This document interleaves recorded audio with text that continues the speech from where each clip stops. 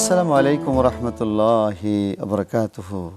আলহামদুলিল্লাহ হামদা শাকিরিন ওয়া নাশহাদু আল্লা ইলাহা ইল্লাল্লাহু ওয়াহদাহু লা শারীকা লাহ ওয়া নাশহাদু আন্না সাইয়্যিদানা নাবিয়্যিনা ওয়া কুদওয়াতানা ওয়া মাওলানা মুহাম্মদ সাল্লাল্লাহু আলাইহি ওয়া আলিহি ওয়া সাহবিহি বারাক সাল্লাম। কাছে এবং দূরে বিশ্বজুড়ে যে যেখান থেকে আমাদেরকে দেখছেন, আপনাদের সকলকে স্বাগত জানাচ্ছি বিআরবি কেবলস নিবেদিত আলোকিত রমাদান অনুষ্ঠানে। Powered by Islami bank Bangladesh PLC, co sponsor রয়েছে আদ্দিন ইন্টারন্যাশনাল এবং বিএম হার্ডওয়্যার। প্রিয় দর্শক, আজকে এই মাহাতি অনুষ্ঠানে আলোচনার জন্য দুইজন গবেষক, লেখক, প্রাজ্ঞ ইসলামিক স্কলারকে আমরা আমন্ত্রণ জানিয়েছি। ঠিক আমার বরাবর রয়েছেন জনাব মোবারক হোসেন, সহযোগী অধ্যাপক, বাংলাদেশ ইসলামী বিশ্ববিদ্যালয়। ধন্যবাদ। আর আমার বাম দিকে রয়েছেন হযরত মাওলানা মুফতি মাহফুজুর রহমান খতিব, বাইতুল হাম জামে মসজিদ, বনশ্রী, ঢাকা। আসসালামু আলাইকুম। ওয়ালাইকুম আসসালাম রহমতুল্লাহ। আপনাদের দুজনকেই আমাদের অনুষ্ঠানে স্বাগতম। ডক্টর মোবারক হোসেনের কাছে জানতে চাইব যে Islam is the complete code of life. Islam তো পরিপূর্ণ জীবন ব্যবস্থা। তো ব্যবসা বাণিজ্য এগুলোর বিষয়ে ইসলামের কী দিক নির্দেশনা রয়েছে? ধন্যবাদ আপনাকে। আজকের এই অনুষ্ঠানটি যারা দেশ থেকে, দেশের বাইরে থেকে যারা দেখছেন, আমি সবাইকে অন্তরস্থল থেকে অভিনন্দন জানাচ্ছি, পবিত্র মাহে রমজানের শুভেচ্ছা জানাচ্ছি। ধন্যবাদ। আল্লাহ রাব্বুল আলামিন পবিত্র কোরআনে বলছেন, ওয়া আহাল্লাহু বাইয়া ওয়া হাররামার রিবা। যে আল্লাহ রাব্বুল আলামিন পবিত্র কোরআনে উল্লেখ করছেন যে ব্যবসাকে হালাল করেছেন, সুদকে হারাম করেছেন। রাসূল সাল্লাল্লাহু আলাইহি সাল্লাম বলছেন যে রিজিকের 10 ভাগের 9 ভাগ হচ্ছে ব্যবসায় নিহিত রয়েছে, আর 1 ভাগ অন্যান্য ব্যবসায়ী, অন্যান্য পেশায় রয়েছে। তো ব্যবসার এমন একটি বিষয় যে রাসূল সাল্লাল্লাহু আলাইহি সাল্লাম নিজেও ব্যবসা করেছেন, সাহাবীরাও নিজেরাও ব্যবসা করেছেন, এবং অনেক সাহাবীরাই ব্যবসার কাজে নিয়োজিত ছিলেন। অনেক তারা তাদের ব্যবসার মাধ্যমে তাদের রিজিকের অর্থ অনুসন্ধান করেছেন। আসলে ব্যবসার বিষয়টা হচ্ছে যে আমাদের প্রচলিত অর্থে যে বিষয়টা আমরা বুঝি যে ব্যবসা হচ্ছে যে any kind of legal activities for the legal intention to earn profit. কোনো কিছু থেকে লিগেলি যদি কোনো কিছু অর্জন করার চিন্তা থাকে, কোনো লেনদেন থাকে, অথবা exchange of good and service, যে কোনো কিছু পূর্ণ বেচা কেনা করা, বিক্রয় করা অথবা ক্রয় করা, তার বিনিময়ে প্রফিট অর্জন করা, সেটাই ব্যবসা আমরা বুঝে থাকি। এখানে ব্যবসায়ের বিষয়টা আমাদের যেহেতু মাহে রমজান, এখানে আমি যে বিষয়টি আমাদের সমাজে যেটা প্রচলন হয়ে আসছে ব্যবসার ক্ষেত্রে, যে অনেক সময় আমাদের পৃথিবীতে অন্যান্য দেশগুলোতে আমরা দেখি যে রমজান মাস আসলে আমাদের দ্রব্যমূল্য ঊর্ধ্বগতিটাকে কমানো হয়, বা অন্যান্য দেশে আরও সুযোগ সুবিধা দেওয়া, আর তাদেরকে ইনসেন্টিভ দেওয়া হয় যে মাহে রমজান উপলক্ষে 30% ছাড় দেওয়া হচ্ছে, বিভিন্ন সুযোগ সুবিধা দেওয়া হচ্ছে। আমাদের দেশে যেটা হচ্ছে এটা একটা উল্টো। সেটা হচ্ছে আমাদের দেশে দেখা যাচ্ছে রমজান আসলে একটা সিন্ডিকেট গ্রুপ ব্যবসায়ীর, তারা কি করেন, অনেক সময় অনেক পণ্য মজুত রাখেন অথবা ব্যবসা ভালো করে করবেন। এই বিষয়গুলো আমাদের দেশে আমরা প্রচলিত অর্থে আমরা দেখিয়ে আসছি। এটা আমাদের দেশের জন্য আমি মনে করি, বা ব্যবসায়ীরা যে এখানে অসৎ উপায় অবলম্বন করছেন, এতে কিন্তু একটা বিশাল জনগোষ্ঠী কিন্তু ভুক্তভোগী হচ্ছেন। খেজুরের উপরে দেওয়া যে প্রচুর পরিমাণে ট্যাক্স বসানো হচ্ছে, দেখা যাচ্ছে মদের উপরে ট্যাক্স নাই। এটা কিন্তু আমাদের রাষ্ট্রীয় দায়বদ্ধতাও কিন্তু আমাদের এখানে আছে। তো সেই জায়গা থেকে ব্যবসার মূল বিষয়টা হচ্ছে সততা, আমানতদারিতা। রাসূল সাল্লাল্লাহু আলাইহি সাল্লাম বলছেন যে যে সত্য আমানতদারিতার সাথে ব্যবসা করবেন, সে কিয়ামতের দিন নবী, সিদ্দিক এবং শহীদদের সাথে সে কিয়ামতের দিন উঠবেন। তাহলে মানে ব্যবসায় অনেক বরকত রয়েছে এবং অনেক মর্যাদাও রয়েছে, যদি আমরা আমানতদারিতার সাথে, সত্যের সাথে এবং সততার সাথে যদি আমরা ব্যবসা করতে পারি এবং মানুষকে আমরা না ঠকাই। অনেকে আমাদের ভেজালপূর্ণ, যেটা রাসূল সাল্লাল্লাহু আলাইহি সাল্লামের একটা হাদিস এরকম নজরে পড়েছে যে রাসূল সাল্লাম এক জায়গায় যাচ্ছিলেন, যাওয়ার পথে দেখলেন যে একটা স্তূপ, দেখলেন যে এখানে স্তূপের ভিতরে হাত দিয়ে দেখলেন ভিজা, আর উপরে শুকর দেওয়া অবস্থায় কোন ধরনের প্রতারণা যেন ব্যবসায়ী না করা হয়। বাজার মনিটরিং কন্ট্রোল করছেন। তো মনিটরিং যে তখন তো বলছেন যে এরকম হবে কেন, বৃষ্টিতে ভিজে গেছে, তাহলে এটা উপরে থাকার কথা। হ্যাঁ, তো এরকমভাবে আমাদের দেশে যেটা হয় যে আমাদের যে অনেক সময় প্রতারণা হয়, যে ভালো জিনিসগুলো উপরে থাকা হয়, কারণ কাস্টমাররা বুঝতেছে না যে নিচে কি আছে, একসাথে ঘরে দিয়ে দেওয়া হচ্ছে। এটা একটা ব্যবসায়ীর সাথে প্রতারণা। আর ব্যবসার ক্ষেত্রে যখন মানুষের মানে তার সততা থাকবে, তখন আল্লাহ রাসূল বলছেন এই ব্যবসাতে কি থাকবে, বরকত থাকবে। আর যখন ব্যবসায়ী একটা মিথ্যা আশ্রয় নেয় বা শপথ করে বলে যে আমি এই টাকার এত টাকা দিয়ে কিনছি, আসলে এত টাকা কিনেন, অনেক ব্যবসায়ী এরকম করে দ্রুত বিক্রি করার জন্য, যে ভাই আমি এত টাকাতে কিনছি, আপনি যতটুকু দেন লাভ হবে আমার। আসলে এর বাস্তবতায় তার মিথ্যা হয়েছে। রাসূল সাল্লাল্লাহু আলাইহি ওয়াসাল্লাম বলছেন যে যদি কেউ মিথ্যা শপথ নিয়ে কোনো জিনিস দ্রুত বিক্রিও করে, তার এই বিক্রিতে তার বরকত থাকবে না। আর যদি সত্যতা থাকে। সুন্দর কথা আমরা বড় শুনবে ইনশাআল্লাহ। জি। তো এখন আমরা যাচ্ছি মুফতি মাহফুজুর রহমান। তো এই যে আল খেদা, ধোঁকা, প্রবঞ্চনা, ব্যবসায় যে ধোঁকা প্রবঞ্চনা মানুষ করে, এর মাধ্যমে যে প্রফিট করে, তারা বলে প্রফিট, আসলে এটা তো কী হয় বিষয়টি, সেই বিষয়টি যদি বলতেন। আল্লাহ সুবহানাহু ওয়া তাআলা এই ব্যবসাকে কোরআনের মাধ্যমে আমাদের সামনে হালাল উপস্থাপন করেছেন এবং এর বিপরীতে সুদকে স্পষ্টরূপে হারাম ঘোষণা করেছেন। এবং একটা মানুষ কিভাবে ব্যবসা করবে, এক্ষেত্রে আমাদের প্রিয় নবী সাল্লাল্লাহু আলাইহি ওয়াসাল্লামের অসংখ্য হাদিস রয়েছে। ফিকার, ইসলামী ফিকার যতগুলো কিতাব রয়েছে, সেখানে প্রত্যেকটা কিতাবের ভিতরে কিতাবুল বুয়ু নামে স্বতন্ত্র একটা অধ্যায় রয়েছে। আল্লাহ রাসূল সাল্লাল্লাহু আলাইহি ওয়াসাল্লাম ব্যবসায়ীদের যেরকম প্রশংসা করেছেন এবং যারা প্রতারক, ধোঁকাবাজ, যারা মানুষকে ঠকায়, তাদের জন্য ক্ষতির কথাও আল্লাহ রাসূল সাল্লাল্লাহু আলাইহি ওয়াসাল্লাম হাদিস শরীফে স্পষ্টরূপে বলেছেন। জন্য কোনো মানুষকে ঠকানো, কোনো মানুষের সাথে প্রতারণা করা, আর বিশেষ করে সেটা খাদ্যদ্রব্য অথবা ব্যবসায়ী পণ্যে, সেটা চরম আকারের একটা প্রতারণা ছাড়া আর কিছুই না। এমনকি কিছু মানুষ আছে যারা পণ্যের মূল্য বৃদ্ধি করার জন্য সম্পদকে যারা পুঞ্জীভূত করে রাখে, একত্রিত করে রাখে, অথবা যেটাকে স্টক বলা হয়, তো আল্লাহ রাসূল সাল্লাল্লাহু আলাইহি ওয়াসাল্লাম হাদিস শরীফে বলেন, মান ইহতাকারা ফাহুয়া খাতিউন আও খাসিরুন। যে ব্যক্তি পণ্যের দ্রব্য বৃদ্ধি করার জন্য, মানুষকে কষ্ট দেওয়ার জন্য খাদ্যদ্রব্যগুলোকে গুদামজাত করে, সে নিজে ক্ষতিগ্রস্ত হলো, সে ধোঁকার ভিতরে রইল, প্রতারণার ভিতরে রইল। অনুরূপভাবে ব্যবসার ক্ষেত্রে আমরা একটা গুরুত্বপূর্ণ বিষয় দেখি, যেটা কোনো জিনিস বা কোনো পণ্য বিক্রয়ের পরে সেই জিনিসটাকে ফেরত নেওয়া। তো এটা রাসূল সাল্লাল্লাহু আলাইহি ওয়াসাল্লাম এই ব্যাপারে আমাদেরকে উৎসাহিত করেছেন। আল্লাহ রাসূল সাল্লাল্লাহু আলাইহি ওয়াসাল্লাম হাদিস শরীফে বলেন, মান আকালা নাদিমান আকালাল্লাহু আসরাতাহু ইয়াউমাল কিয়ামাহ। কোনো ব্যক্তি যদি একটা জিনিস ক্রয় করে, পণ্য, সাধারণত এটার প্রতি তার একটা আগ্রহ থাকে, ওটাকে পছন্দ করে সে ক্রয় করে থাকে, কিন্তু পরবর্তীতে দেখা যায় সে লজ্জিত হয়ে অথবা কোনো কারণে হয়তোবা ওই জিনিসটা তার প্রয়োজন নাই, তো সে ফেরত দেওয়ার জন্য আবার দোকানদারের কাছে আসে। তখন দেখা যায় দোকানদার এটাকে ফেরত নেয় না। অনেক দোকানে তো স্পষ্ট লিখেই দেয় বিক্রিত মাল ফেরত নেওয়া হয় না, কিন্তু এক্ষেত্রে রাসূল সাল্লাল্লাহু আলাইহি ওয়াসাল্লাম বলেছেন, এরকম বিক্রিত কোনো পণ্য যদি কোনো ভাই ফেরত নিয়ে আসে আর যদি সে এটাকে রেখে দেয়, তো আল্লাহ সুবহানাহু ওয়া তাআলা এর ওসিলায় হাসরের ময়দানে এই ব্যক্তির গুনাহগুলোকে মাফ করে দেবেন, সুবহানাল্লাহ, তার বিপদকে আল্লাহ পাক দূর করে দিবেন। তো এই হাদিস শোনার পরে রাসূলের এক সাহাবী তিনি ব্যবসা শুরু করেছেন। ইসলামী শরিয়ার যেই নীতিগুলো সেটাকে রেখে মানুষকে ঠকায় না, প্রতারণা করে না, এরকমভাবে। তো আলহামদুলিল্লাহ ওনার ব্যবসা খুব ভালোই চলতেছিল, কিন্তু ওনার মূল ছিল রাসূলের এই হাদিসের উপরে আমল করা।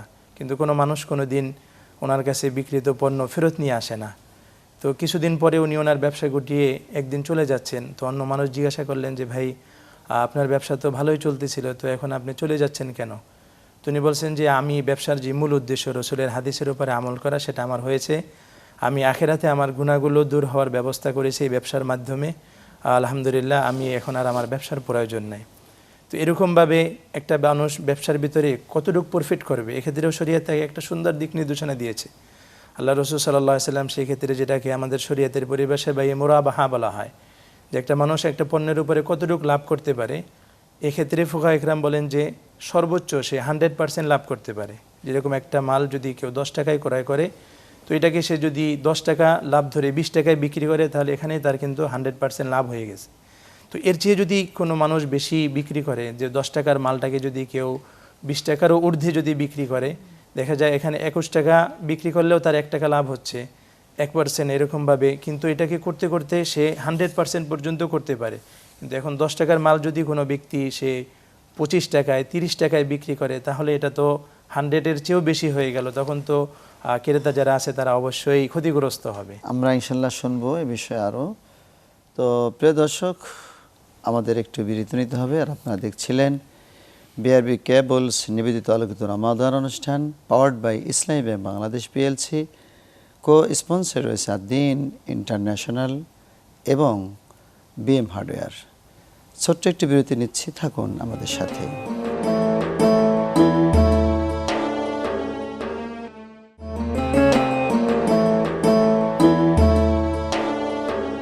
প্রিয় দর্শক, বিরতির পর আবারও স্বাগত জানাচ্ছি বিআরবি কেবলস নিবেদিত আলোকিত রমাদান অনুষ্ঠানে, powered by Islami Bangladesh PLC. Co sponsor রয়েছে আদ্দিন ইন্টারন্যাশনাল এবং বিএম হার্ডওয়্যার। আমরা এখন ডক্টর মোবারক হোসেনের কাছে যাচ্ছি যে ব্যবসায় যে বিভিন্ন দিক নির্দেশনা রয়েছে, ওয়াহাল্লাহুল বাইয়া ওয়াহারামার রিবা ফামান গাশশা ফালাইসা মিন্না, অনেকগুলি দিক নির্দেশনা বিষয় রয়েছে। এই যে ব্যাংকগুলিতে আমরা এখন মুদারাবা বাইসালাম বিভিন্ন ধরনের করি, তো এই কিছু দিক নির্দেশনা যদি আমাদেরকে জানাই দেন। জি, ধন্যবাদ আপনাকে। রাসূল সাল্লাল্লাহু আলাইহি সাল্লাম পৃথিবীতে সকল ক্ষেত্রে কিছু নজির স্থাপন করেছেন।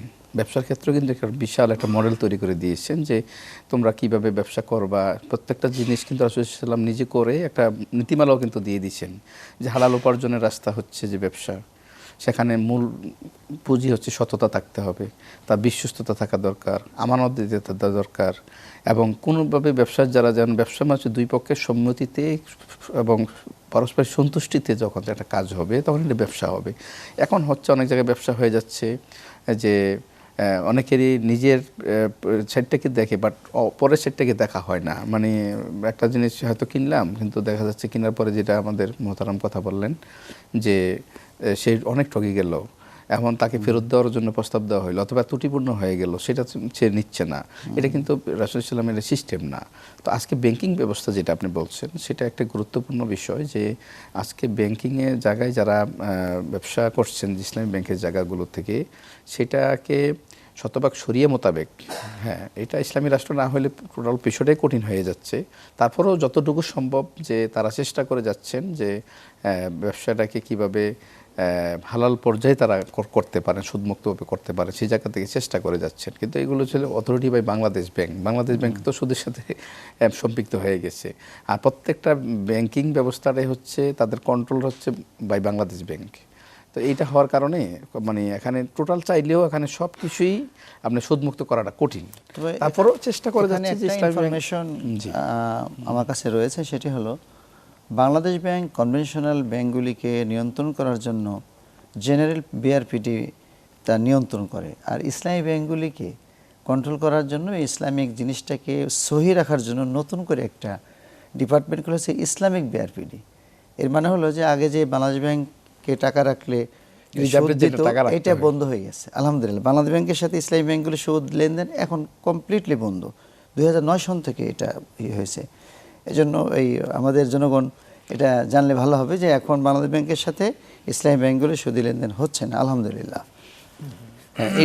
এটা ভালো দিক, এটা সিস্টেমের কারণে ডেভেলপমেন্ট হচ্ছে। আমি বলছি যে একটা রিজার্ভ টাকাটা রাখতে হয়, ওই রিজার্ভের সুদ এখন আনে না, আগে আনতো। এটা কত টাকা তারা মানে ক্লিয়ারেন্স করতে পারে, এটা হলো ইম্পর্টেন্ট বিষয়। যে মানে শতভাগ যে এই জায়গা থেকে তারা যে টাকাগুলো মানে রিজার্ভ রাখা হয়, রিজার্ভগুলোর তারা কিভাবে মানে মনিটরিং করে, এটা একটা ইম্পর্টেন্ট বিষয়। এটা ইন্টারনাল বিষয়, সেটা ইসলামিক সিস্টেমেই মনিটরিং হচ্ছে এখন। তো এই ক্ষেত্রে আমি যে বিষয়টা বলছি যে এক্ষেত্রে ব্যবসায় যে জায়গাগুলোতে প্রপারলি ইনভেস্টমেন্ট করা দরকার। যে আমাদের ব্যবসায়ের মূল উদ্দেশ্য হচ্ছে উদ্যোক্তা, নতুন নতুন উদ্যোক্তা তৈরি করে ফেলা, আমাদের দেশে যেন দারিদ্র্য বিমোচন হয়, তারপর হচ্ছে মানুষ যেন মানে সমহারে যে অর্থনৈতিক বন্টন যেটা বলা হয়, যে আমাদের দেশের সমস্যা হচ্ছে কি যে মানে ইকোনমিক্সের ফর্মুলা আছে যে পোর is poor because he is poor, গরিবরা গরিব কারণ সে গরিব, মানে এই সিস্টেমটা চলে আসছে। ব্যাংকগুলো আজকে দেখেন যে যাদের টাকা আছে তাদেরকে টাকা দিচ্ছে, কিন্তু যে নতুন করে টাকা দিচ্ছে না।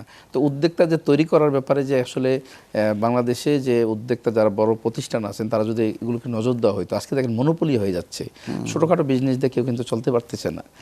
দিলে হয় কম্পিটিশনে অনেক বড় বিজনেস করতে হচ্ছে, নতুবা তার বিজনেসটা বন্ধ হয়ে যাচ্ছে, অথবা কেউ কোন সিন্ডিকেটের মাধ্যমে বন্ধ করে দেওয়া হচ্ছে।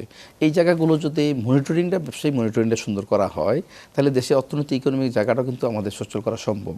এবং এইটা সম্ভব তখনই যখন এটা গভর্নমেন্টের পক্ষ থেকে রেগুলেটরি মনিটরিং হবে, ব্যাংকিং জায়গাগুলোতে মনিটরিং করা হবে, এবং প্রশিক্ষিত প্রচুর পরিমাণে আমাদের কিন্তু সুযোগ আছে বিভিন্ন, যেহেতু আমাদের কৃষিপূর্ণ দেশ, সেক্ষেত্রে প্রচুর পরিমাণে আমাদের ইন্ডাস্ট্রি শিল্প গড়ে তোলা দরকার। এগুলো কিন্তু কিন্তু মানে ব্যালেন্সফুল হচ্ছে না, কোথাও কোথাও খুবই বেশি হচ্ছে, কোথাও কোথাও হচ্ছে না, আর তো কোথাও কোথাও গভর্নমেন্টের পক্ষ থেকে সুযোগটা দেওয়া হচ্ছে, কোথাও কোথাও হয়তো সেটা পাচ্ছেন না। তো এটা যদি সরকারের যে জায়গাগুলো আছে তারা যদি মনিটরিং করেন যে জায়গাগুলো যে কোথাও কোথাও গ্যাপগুলো, কোথাও বিজনেসটাকে ডেভেলপমেন্ট করার জন্য, দেশটাকে সবাইকে আরো একটু আলোকিত করার জন্য বা উন্নয়ন করার জন্য, পিছিয়ে পড়া সমাজকে এগিয়ে নেওয়ার জন্য এটা যদি তৈরি করা হয়, তাহলে আমার মনে হচ্ছে যে এই মানুষ একটা সুষম বন্টনের একটা ব্যবস্থা, তার অর্থনৈতিক ব্যবস্থা ফিরে পাবেন।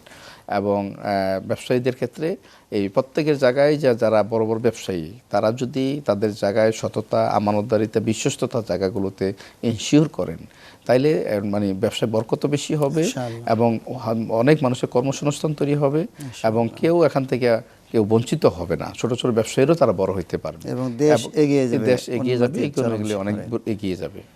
চমৎকার আলোচনার জন্য আপনাকে ধন্যবাদ। তো শেখ মাহফুজুর রহমান সাহেব, তো রাসূল সাল্লাল্লাহু আলাইহি সাল্লাম ধোঁকা প্রবঞ্চনার ব্যাপারে প্রচণ্ড রকম রাগ হতেন জি বিষয়ে, এবং আপনি যে যদি একটু বলতেন যে আমাদের যে বাই সালাম, বাই ইস্তিসনা, মুরাবাহা, মুদারাবা, আমাদের দর্শকরা এগুলি ব্যাংকে গিয়ে শুনে, এগুলি যে কোরআন শরীফে রয়েছে, মোসাকালা, মুহাকালা, আমরা তো কিতাবুল বইতে এগুলি পড়েছি।